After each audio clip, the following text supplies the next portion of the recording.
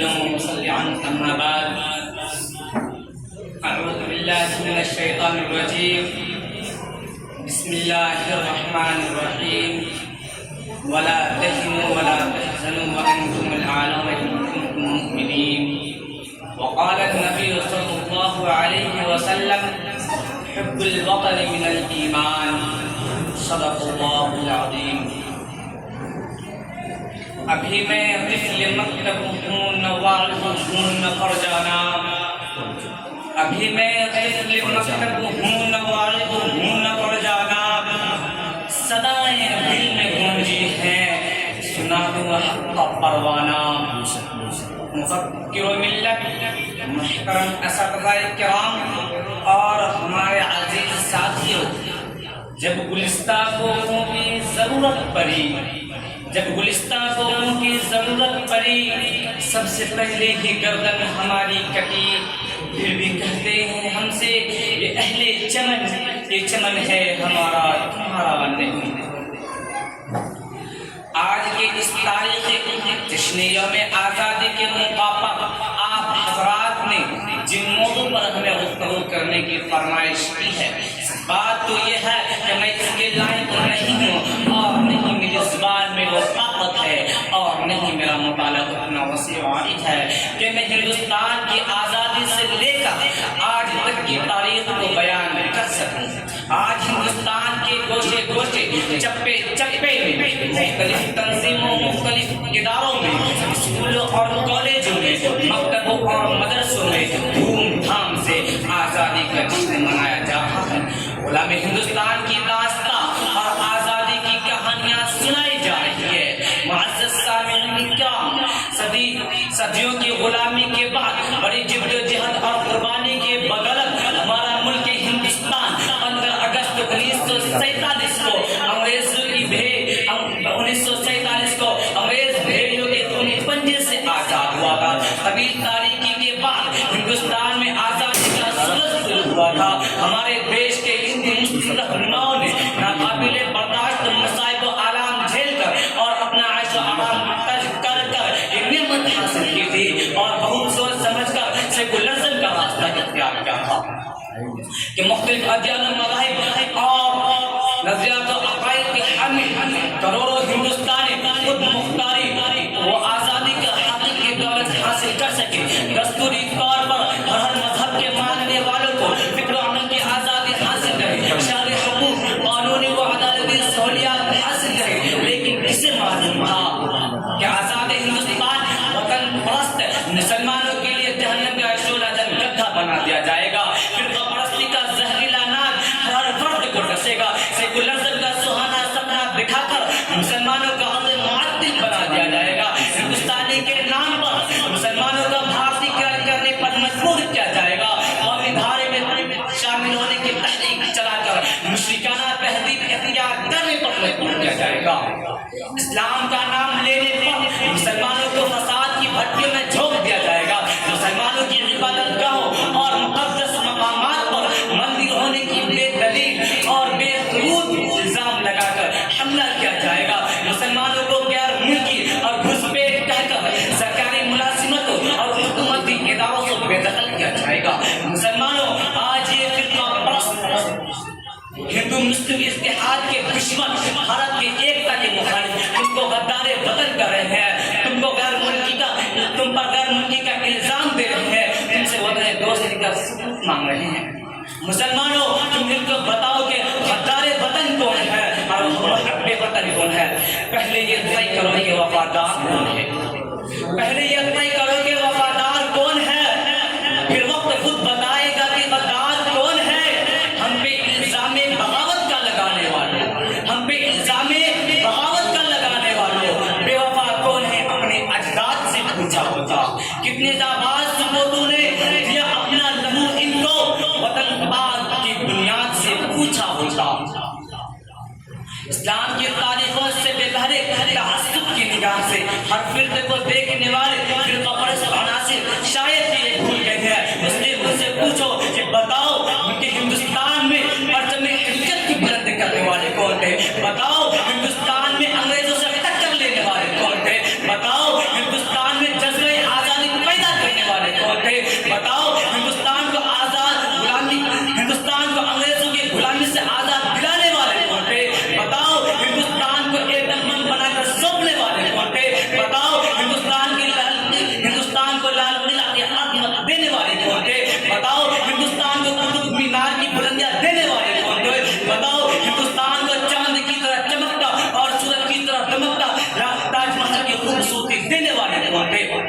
بتاؤ ہندوستان کی سرزمین کو اپنے جگر کے خون سے سینچنے والے کون تھے؟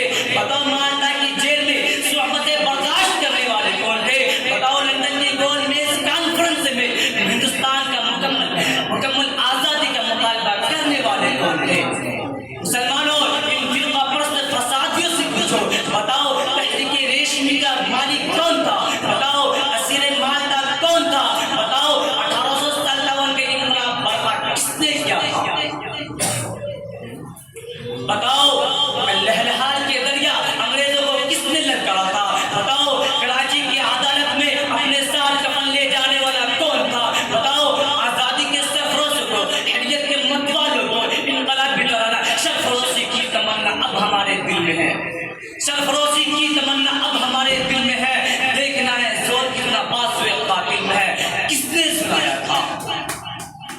کیا تم شیخ الہند مولانا محمود حسین دیوبندی کو بھول گئے؟ کیا تم شیخ الاسلام حسین احمد مدنی کو بھول گئے؟ کیا تم امام الہند مولانا عبدالکلام آزاد کو بھول گئے؟ کیا تم بالا کوٹ کی پہاڑی پر اپنی گردن کٹوانے والے اسماعیل شہید کو بھول گئے؟ کیا تم شیر میسور ٹیپو سلطان کو بھول گئے؟ کون تھا کس نے سینا سپر کیا تھا؟ کس کے خون سے اس دیش میں کھیلی گئی تھی گولیاں؟ کہ کس کے خون سے اس دیش میں کھولی گئی تھی گولیاں؟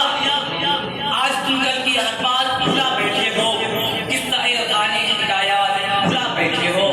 مسلمانوں، ان احسان فراموش غداروں نے تمہاری قربانی کو بھلا دیے ہیں، نفرت و عداوت نے ان کے ذہن و دماغ کو سوچنے سمجھنے کی صلاحیت سے محروم کر دیا ہے، ورنہ ہندوستان کا گوشہ گوشہ چپا چپا ہمارے احسان مند ہے، ہمالیہ کی بلندیاں ہماری عظمتوں کی گواہ ہے، مالابار اور سورت کے ساحل تمہارے قدموں کو بوسہ دے چکے ہیں، گنگا اور جمنا بھی تمہاری پاک بازی کے حامی ہے۔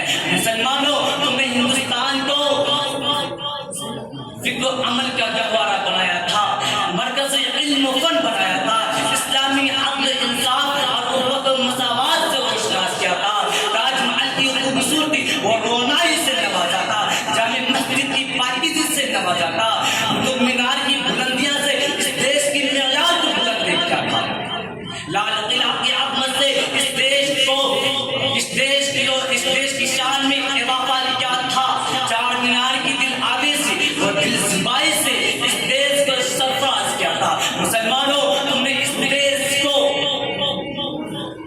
دولت اور ثروت سے مالا مال کیا تھا، اور جب وقت پڑا تو اپنے ہی لہو کا دان دے کر اپنے مادر وطن کی عزت و عصمت کو محفوظ رکھا، لیکن آج یہ درندہ تمہارے ہی لہو سے اپنی پیاس بجھا رہے ہیں، تمہارے معصوم سے بچوں کو داغ یتیمی دے رہے ہیں، تمہاری عفت معاب عورتوں کو بے آبرو کر رہے ہیں، تمہاری ماں اور بہنوں کی عزت و آبرو کو پامال کر رہے ہیں، تمہارے بستیوں کو نظر آتش کر رہے ہیں۔ دوستو، یہ سب کچھ حکومت کے زیر سایہ ہوتا ہے، یہ CPAC اور فورس کی حمایت میں ہوتا ہے، عین نماز میں فورس کی حمایت میں ہوتا ہے۔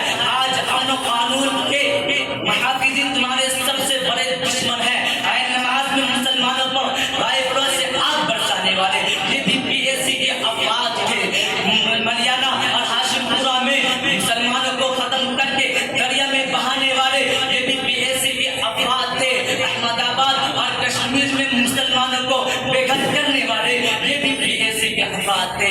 مسلمان آج اتنا حقیر ہو گیا ہے کہ ان کی لاشوں پر کھیتیاں پکائی جا رہی ہے، اور حد تو یہ ہے کہ لال قلعہ کا تالا کھلوا کر فرقہ پرستوں کو حدود پر پہنچانے والے